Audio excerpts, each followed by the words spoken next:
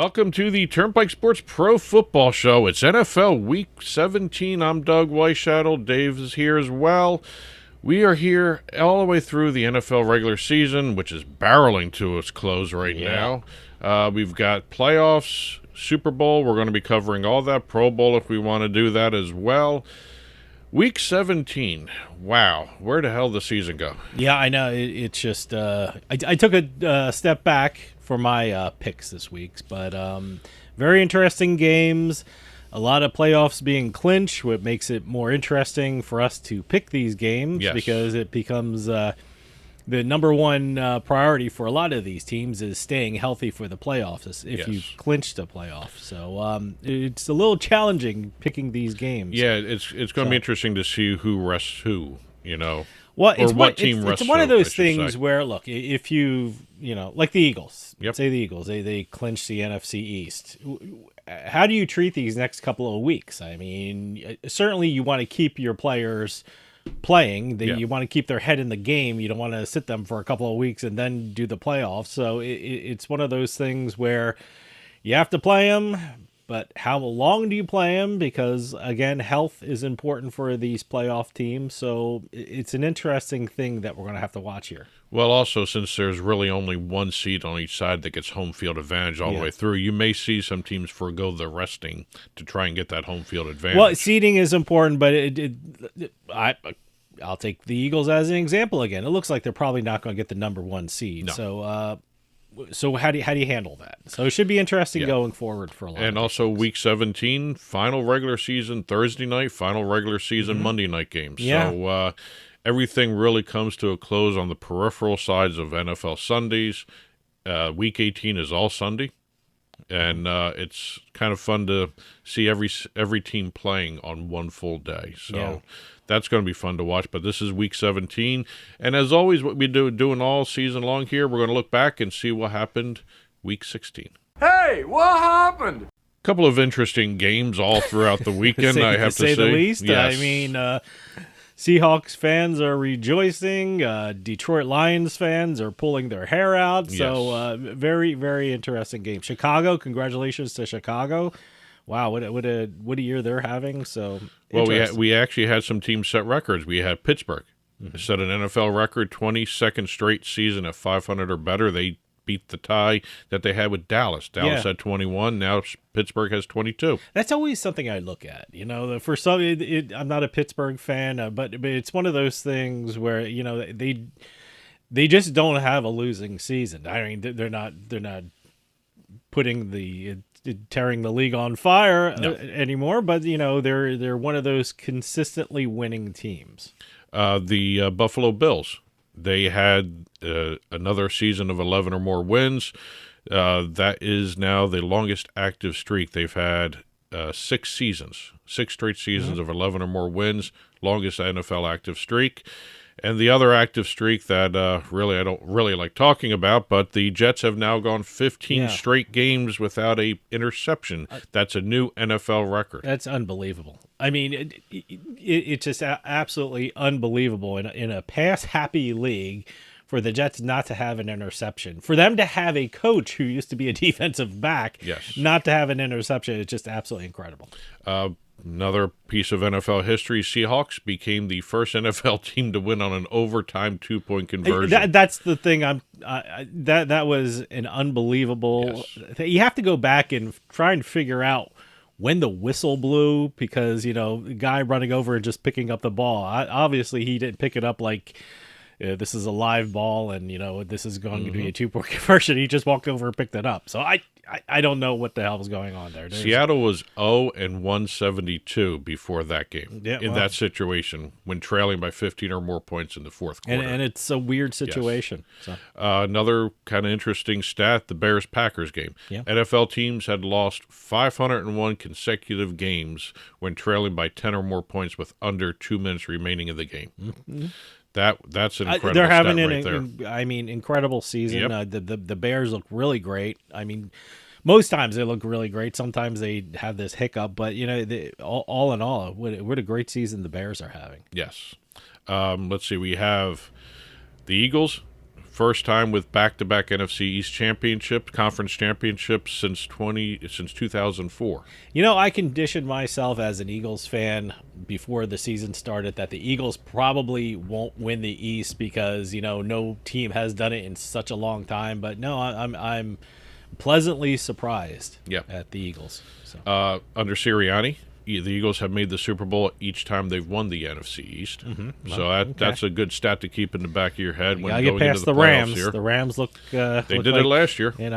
So let's see. We have Chargers won their fourth. They have now won each of their past 4 road games in Dallas. Herbert looked great. Yes. Didn't he just have an operation a couple of weeks ago? My God. Fixed his hand. Unbelievable. Last time the Cowboys defeated the Chargers in Dallas was Week 1 of 1990. Wow.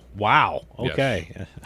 Yes. Giants over there, the other New York team doing stellar work on the field, did not attempt to pass until their 17th offensive play. I saw that. I was flipping between the Giants game and the Jets game on Sunday, and, it was one of those things. I would think it was like in the second quarter, and I think the Giants were in the red zone, and he attempted his first pass. I think it was a sidearm pass. It actually hit, I don't know who he was throwing to. He hit the hands of the receiver, but the receiver dropped it. So. Well, it hadn't happened since 2017, but given ESPN Research's great stats, that was because of lake effect snow in Buffalo, not because of just because. It was just weird to see that. No passing until the 17th offensive play. Let's see. We have first time the Dolphins this season allowed a 300-yard passer. Okay. That's a weird stat for Miami. Yeah. And Mike Tomlin, 11th head coach to reach 200 career wins. Wow, okay, congratulations. Including postseason. At just 53 years old, Tomlin became the 3rd youngest head coach in NFL history to reach 200 career wins. Curly Lambeau. Okay. He ties that. All While right. he was trailing Curly Lambeau, who did it by 48 years old. And then Don Shula, 51. Wow, that's, so he's number 3 on the list. That's some good company. Yes. That's it with what happened for the teams. Let's see what happened with players.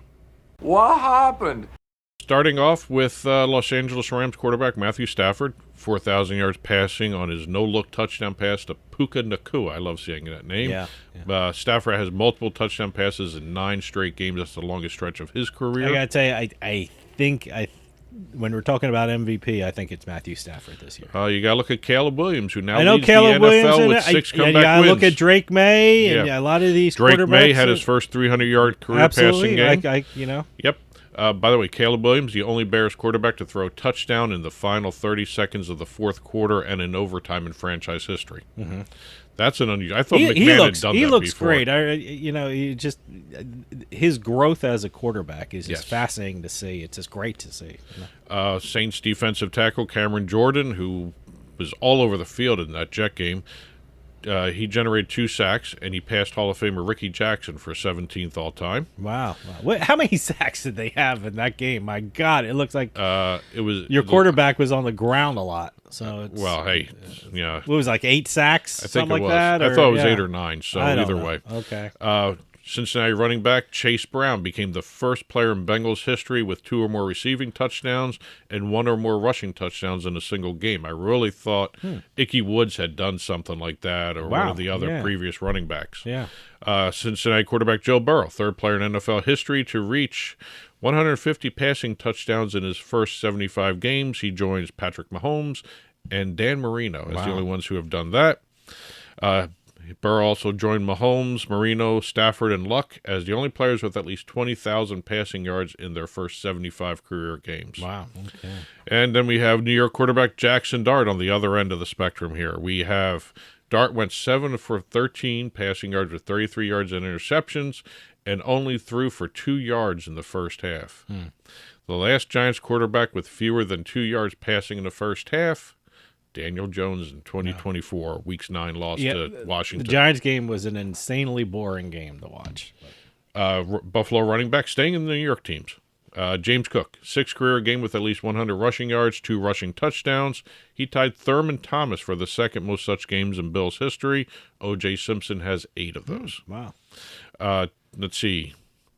This was interesting. We talked about Jeffrey Simmons from the Tennessee Titans last week. He's the one who did the strip sack, caused the fumble, recovered the fumble, and then scored a touchdown pass on the next one. He is now the first defensive player for the Titans to register a safety and score a touchdown in the same season since Rocky Bowman did it in 2003. Okay. So, but Bowman's TD was a pick six.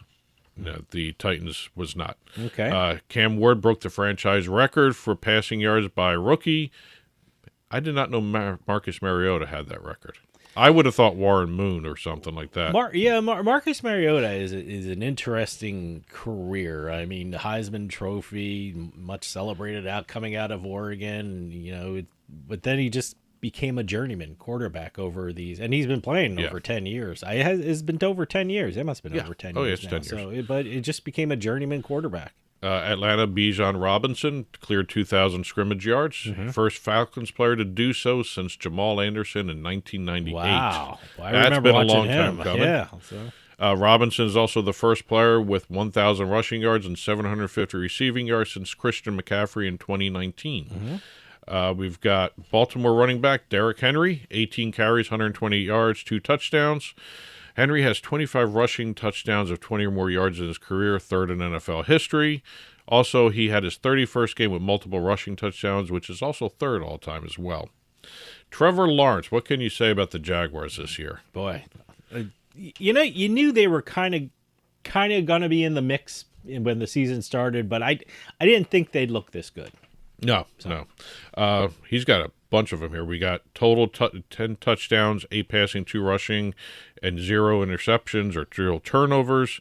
The only other players in NFL history with 10 touchdowns and 0 turnovers in any 2-game span are Lawrence, Josh Allen, which was his MVP season, Drew Brees, and Patrick Mahomes, which was also his MVP season. He looks great. Also, Trevor Lawrence became the third quarterback since the 70 merger to throw for at least 3 touchdowns, rush for a TD, and avoid an interception in back-to-back games. Joe Montana and Joe Burrow, the only other two that did that. Okay. And let's see, Lawrence also has 26 passing touchdowns this season, making him the only player in Jaguars history to throw 25 or more touchdowns twice. Okay. And last but not least, we have Calais Campbell. Boy, he's been around a long time. 39 years old and 111 days old. That's how old he is, 39 and 111 days. Oldest player in the NFL to block a field goal and extra point in the same season. Wow, okay. Since 2000, the previous oldest player to accomplish that feat in the same season, and I don't even know who this is, Danico Autry, 33 years and 149 days old. He did it. That was the last one who did it, but he is not as old as Calais Campbell. Okay. That's it for the players. Let's find out what happened to us in Week 16. Hey, what happened? I rebounded slightly. I mean, I've had such a poor showing these last 3 weeks. I regressed. I was going great. I mean, I think I was like 5-1 the 2 weeks before, but now I think this week I was 1-2. See, the overs killed me. I shouldn't have done the overs. Well, I went 2-1 for the first time in about 5 weeks. I went 2-1.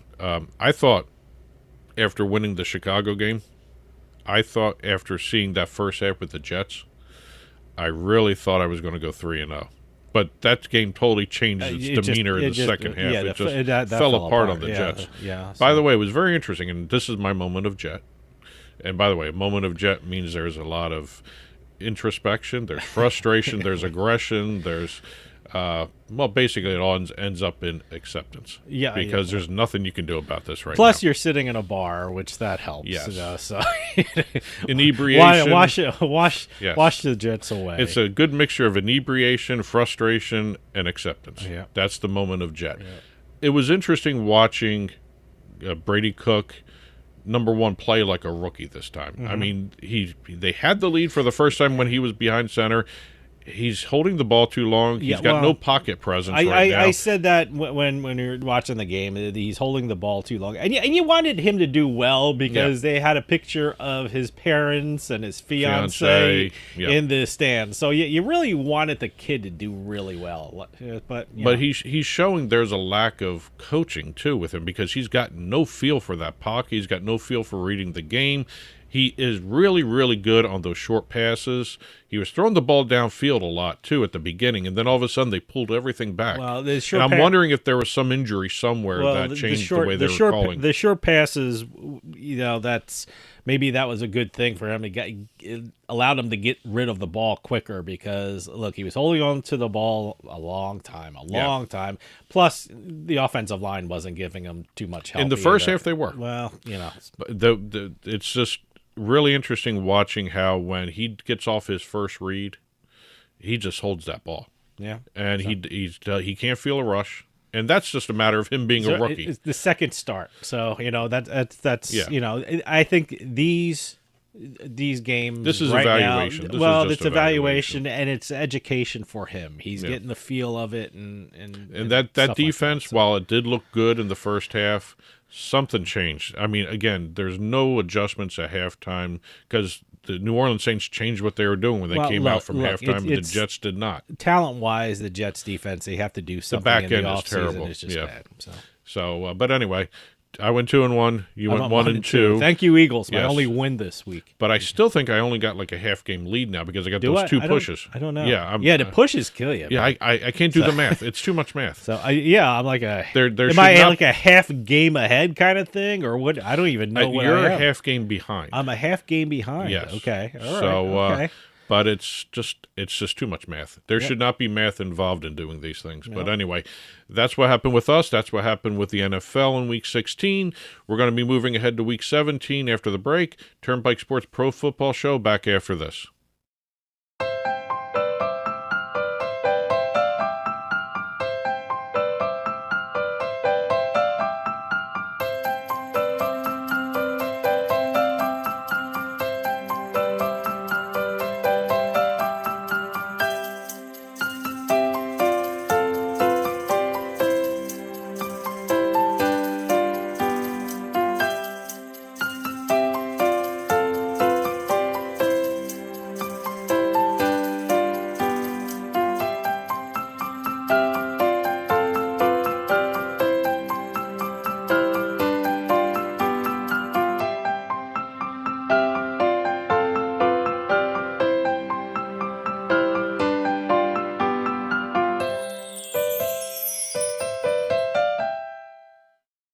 In a moment of need, every second counts. So first responders, delivery drivers, and visitors can find your home fast, even in the dark. This is about more than just a number.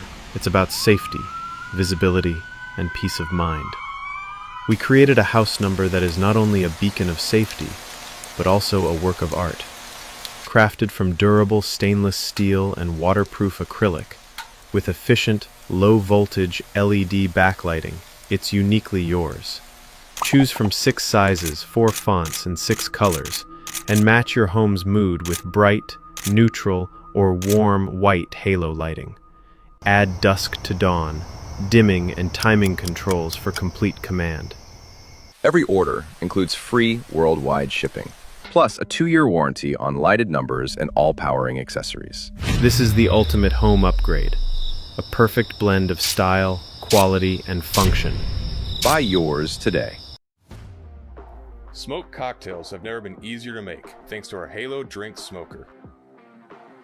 Simply place the cocktail smoker on your glass, light the wood chips until they start to smoke, and then top it off with the lid to infuse your drink with a delicious, new, smoky flavor.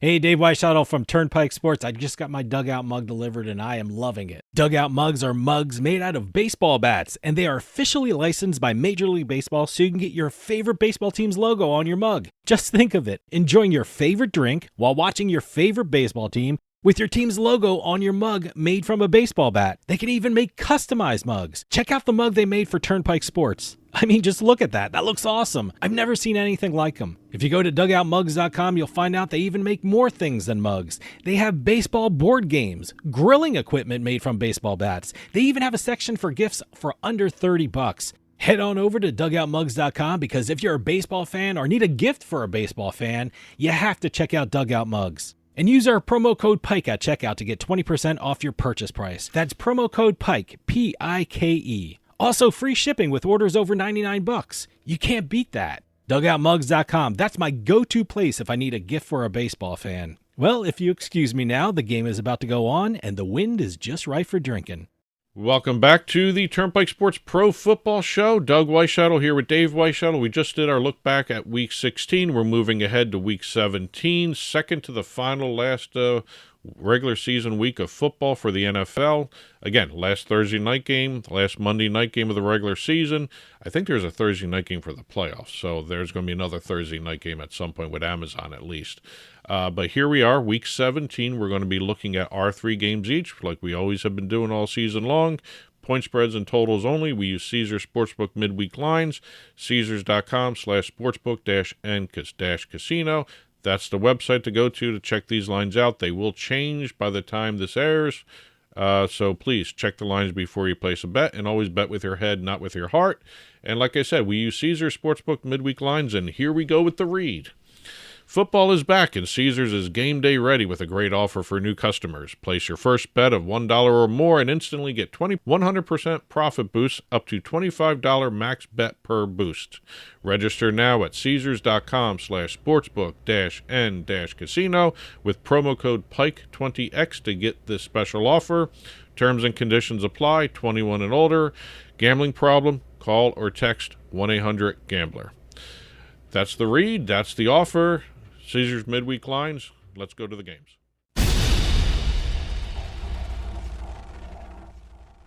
First game of the week for me, and actually first game of the week for both of us since we have this game in common like we have done in the past, and we haven't done this in a while. We haven't had a game in common in a while. I know. Before we roll tape, we actually talk about what games we have, so it's a production thing, not a we don't share the picks. I do not know what you picked in this game. I mean, you could pick the Texans or the Chargers or the over-under. I could have done anything. I have no idea.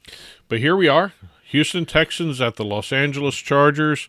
Los Angeles is favored by 2.5 in the game right now. Again, we're using midweek lines. The over-under is 39.5 at taping time. Los Angeles comes into this game riding a 4-game winning streak, while the Texans have come in after barely beating the Las Vegas Raiders, a game in which they had a 14-point spread in their favor against. Texans are 3-4 against the spread on the road this season, 8-7 against the spread overall for the season. Los Angeles is 5-2-1 against the spread at home this season. Quarterback Justin Herbert has thrown for nearly 3,500 passing yards, 25 passing touchdowns, and Los Angeles has won 3 straight home games, most recently over the Eagles in overtime, and they've won 6 of their last 7 overall. It's a short week for both teams, and I think that favors Los Angeles. Los Angeles laying the 2.5. Well, I'm taking Los Angeles too because, look, Texans are having trouble playing on the West Coast. They failed to cover a spread in each of their last 5 games played on the West Coast. So, everything kind of trends toward the Chargers. And also the Texans have lost each of their 6 previous Week 17 road games. They're on the road. It's Week 17. They're on the West Coast. I mean, everything screams Los Angeles Chargers. So I'm going with the Chargers as well. All right, let's head on over to the second game of the week. My second game is the New Orleans Saints at the Tennessee Titans. New Orleans is favored by 2.5 in this game. There's an over-under of 39.5 in this game as well at taping time. Now, Tyler Shuck has looked very impressive for the Saints during their 3-game winning streak here. So impressive that I learned how to pronounce his name correctly. I was calling him Show for God knows how long. Last game was the Saints against the Jets, and basically everyone's beating up on the Jets. They're not having a really good season at all, as we all know. Their defense has allowed just 15.8 points per game over the last 6 games here. New Orleans' last road game happened to be in Tampa, where they managed an upset over the Buccaneers team, which is a very, very good team. At the time, they were a very good team. Buccaneers are going through some trouble right now. Tennessee is coming off an upset win over Kansas City, but they were playing against a third-string quarterback. And New Orleans has scored 20 or more points in 3 in a row here, and they're going up against the Titans defense that is allowing 26.9 points per game. Shuck has the chance to do some real damage here. He's shown he is actually a very, very impressive quarterback. And I think against this Titans defense, he's just going to shuck it everywhere. So I'm going to go with the New Orleans Saints and lay the 2.5. All right, my next game is the Arizona Cardinals at the Cincinnati Bengals, who are favored by 7 points with an over-under of, get this, 53.5 points. I mean, look, Arizona is not a very good offensive team. The Cardinals haven't scored above 20 points in 4 straight games. So I don't know how the books put 53.5 on this one, but I kind of think that everyone thinks that the Bengals are going to be scoring most of the points, and I do too. The Cardinals have lost each of their last 11 Sunday games, while the Bengals have covered the spread in each of their last 5 December games as favorites. I think the Bengals are not only going to win this, but they're going to cover. So I'm taking the Cincinnati Bengals. All right, let's head on over to the last game of the week.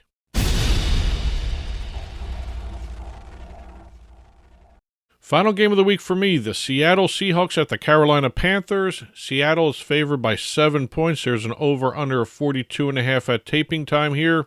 Seattle comes into the game winning 5 in a row here, including that incredible comeback against the Rams. I think it was a Thursday night game.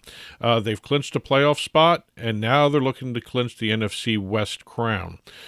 Carolina just got back over 500 with a win last week, and they haven't won 2 straight games since October. So kind of interesting to see what happens there. Seahawks are 6-1 against the spread on the road this year, 10-5 against the spread overall. While the Panthers, I did not know this. The Panthers seem to play very well at home. They're 5-2 against the spread at home. Doesn't mean they win everything, but they do play teams tough there. Quarterback Sam Darnold for the Seahawks ranks 5th in the NFL with just over 3,700 passing yards. He's also got 24 passing touchdowns. That's 8th most in the league right now. And when you look at Carolina at home, they've actually had a couple double-digit losses against teams like the Saints and Bills, both good offenses here. Here they're playing a good offense and a good defense, so I'm thinking maybe I'm going to stay out of Seattle's way and go Seattle and lay the 7. Well, my last game is the Baltimore Ravens at the Green Bay Packers, who are favored by 2.5 points with an over-under 40.5 points. I mean, this is basically a playoff game for the Baltimore Ravens. I mean, they lose this or basically eliminated from the playoffs. And also, if Green Bay wins this, Detroit is probably eliminated from the playoffs. And how much would Green Bay Packers fans love to see Detroit not be in the playoffs?